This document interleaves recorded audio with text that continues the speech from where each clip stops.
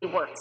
Now, here to respond is Gillibrand's opponent, Republican candidate for the U.S. Senate in New York, Chele Farley. Good morning, Chele. We appreciate you being here. Thank you. It is great to be here. First of all, I thought ICE was supposed to be deporting criminals, number one. Number two, how in the world can you separate, quote unquote, criminal justice from immigration policy? I thought ICE was trying to enforce the law. They absolutely are. It makes no sense. In fact, last year, ICE deported 796 members of MS-13. And if you remember, MS-13 is the gang that hacks kids to death. A 15-year-old here in New York, two girls who were 15 and 16. It's appalling.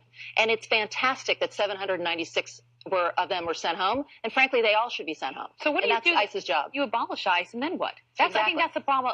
The question that a lot of people have for Democrats who are calling for the end of a number of things. Well, then what is the solution? What do you do to make it better? I actually don't think she's thinking about the solution. I think Kirsten Gillibrand has used this as a publicity stunt.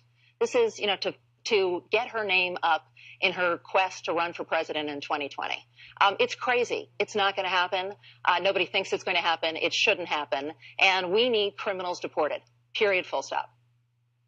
Yeah, well, we reached out to Senator Gillibrand's office, but we haven't heard back from her. We're very happy to have you here discussing this. Now, how goes the race? We were discussing this before we came back. How goes the race? Actually, look, the race is going well. I think she has obviously much higher name recognition than I do, but she's not representing the people of New York.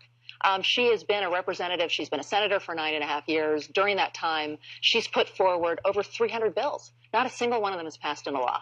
And I think New Yorkers are going to want somebody who's actually going to be working for them, not running for president. But on the other hand, you had Joe Crowley, veteran Democrat this week, out of nowhere gets beaten by a 28-year-old upstart. Her campaign is, free tuition, even though there's no such thing as free tuition. Someone's paying for it, right? The taxpayers are paying for it. Medicare for all, and abolish ICE. And she won. So in Queens, not the whole state. So you're running in a state where maybe there's a lot of people who agree with this idea of abolishing ICE. I actually think she won because she ran against a career politician. I'm running against a career politician. And I think the key is people are tired of people who are just in it for themselves, who refuse to solve any problem. They just want to keep the problems out there so they have something else to run on.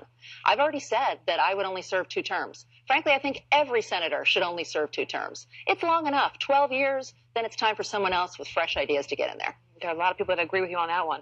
Good to have you with us.